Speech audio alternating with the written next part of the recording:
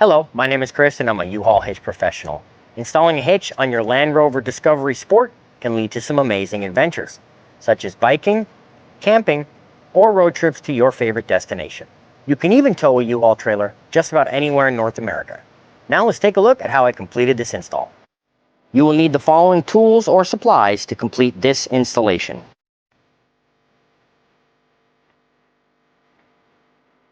We will begin this installation by lowering the exhaust using a pair of exhaust hanger pliers, but first let's support it with a strap. Begin first with this isolator under the center of the vehicle, forward of your rear-wheel drive components. For our rear isolators, we will need to remove the exhaust bracket from its mounting position by removing a 10mm bolt. Now repeat for the passenger side. We can now lift up on the exhaust to free the bracket from its holding place. With our exhaust lowered, we can now begin by removing fasteners from the underbody panel and fascia. Start with the 6 10mm fasteners on this heat shield.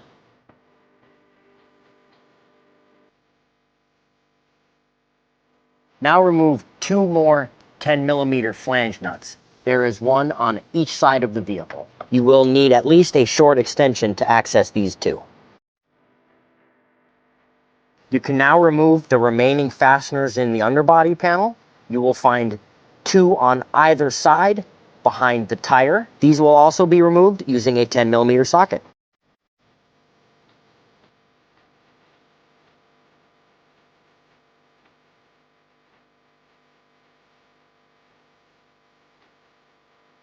You can now gently remove the center trim piece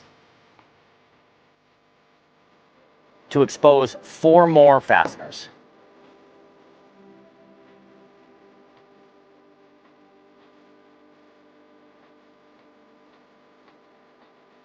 We're now ready to remove the underbody panel. Begin by pulling some of the fascia away to loosen its grip on the underbody panel. The heat shield will likely be supporting the panel as it is built in with push nuts into it, so you will need to pull slightly harder. Underbody panel will likely get caught up here in the exhaust trim area. Be sure to get them free.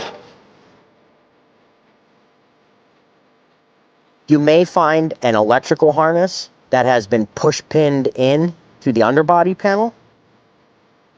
You can remove this using a trim panel tool.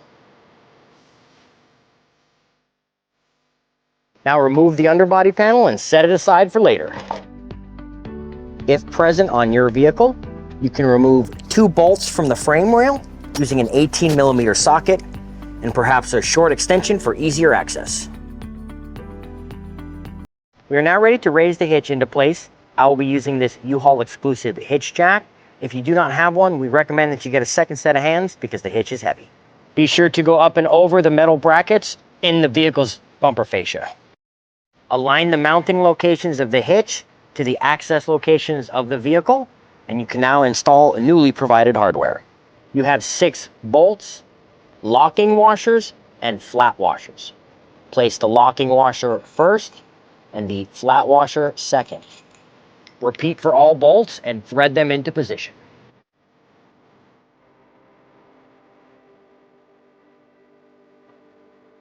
Make sure the bolt is straight up and down at 90 degrees to find the weld nut hidden inside.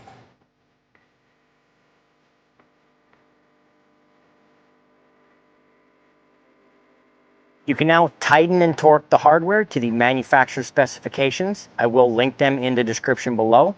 We're going to use a 22mm socket plus a long extension for ease.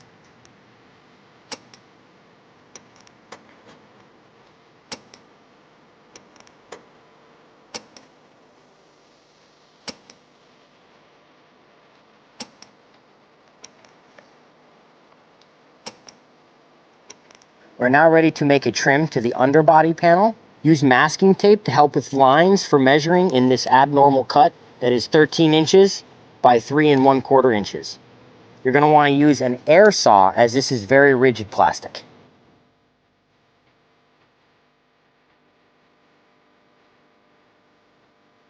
You can use a metal file if needed to straighten out any of your cuts that did not go the way you like. On the driver's side of the underbody panel, you'll also want to cut out a small 3/4 inch section. Additionally, on the passenger side of the underbody panel, you will want to cut out this same section without a pre-existing hole. You will want to use a drill with a small bit to make a starter hole for your saw.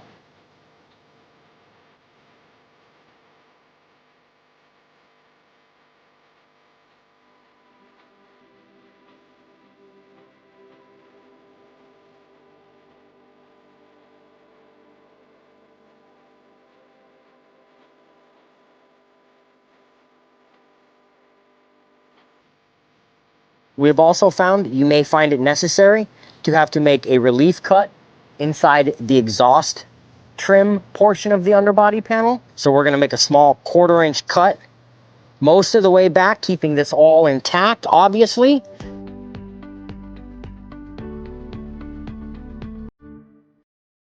We found we need a relief cut on the passenger side of the underbody panel. You may as well. Go ahead and start in the front and cut the 1/4 inch strip backwards, as this panel has a lot more plastic than the driver's side. Your relief cut on the passenger side will need to extend to the hole we previously cut. You can now return the underbody panel back to the vehicle. Be sure your 4 center fasteners are underneath the above fascia. As well, make sure to get the exhaust trim underneath the fascia. You will have to do a lot of pulling and manipulating while perhaps a second set of hands holds it up, and verify whether or not enough relief cutting has been made. If it does not fit, you may need to widen your cuts until the underbody panel returns to its original position. Once lined up, you can push the heat shield portion back over the studs and return the fasteners.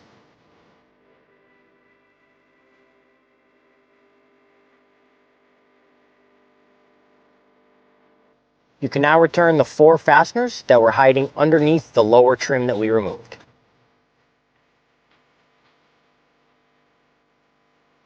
With the underbody panel securely in place, we can now return the exhaust brackets to their hanging position. Be sure to lift both tabs into position so the bolt will line up. Lifting up slightly on the muffler can help the bolt line up perfectly. Allowing the muffler to hang is going to put tension on the bolt. Before hanging the driver's side exhaust bracket, return the 2 electrical clips back to the underbody panel.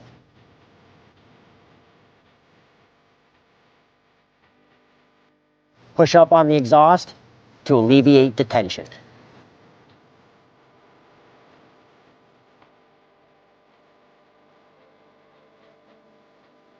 We can now measure and trim the fascia and return it to the vehicle. We have discovered that the lines in the indentation in the trim are a good width, and this indentation line is also a good height. So we're going to use them with our masking tape to line out the cut. You will notice on this trim piece that there is a metal bracket through the cutting area. Getting a straight cut with a saw blade or tin snips is more difficult. I'm going to show you a technique you can use to cut the bracket, and then we will come back and cut the plastic. Let's mark the bracket to be cut with the tape. Give yourself about 1/8 of an inch of extra metal as opposed to plastic. We're going to use a scrap piece of metal. Hitch pros, you know this as an electrical bracket you can use. Those at home, grab some scrap metal that's thin enough to pass between the metal and the plastic to protect the plastic. You can now use a 4.5 inch angle grinder to cut through the metal, allowing your scrap metal to stop the blade before it gets into your plastic. Once your cuts are deep enough, you should be able to pry it loose with some vice grips or needle nose pliers. Work the metal back and forth till it gives way.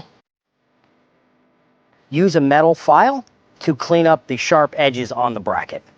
You can now use an air saw or tin snips or cutting tool of choice to cut out the plastic.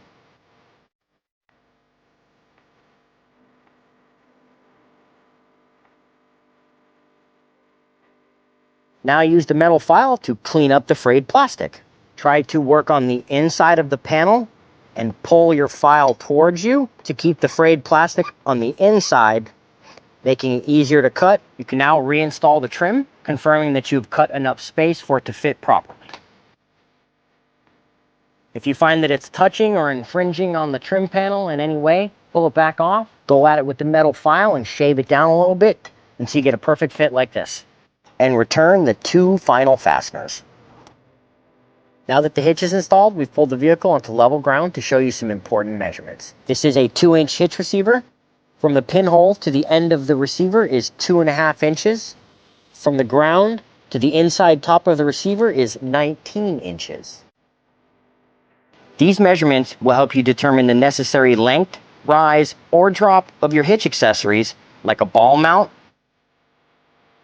bike rack, or cargo carrier.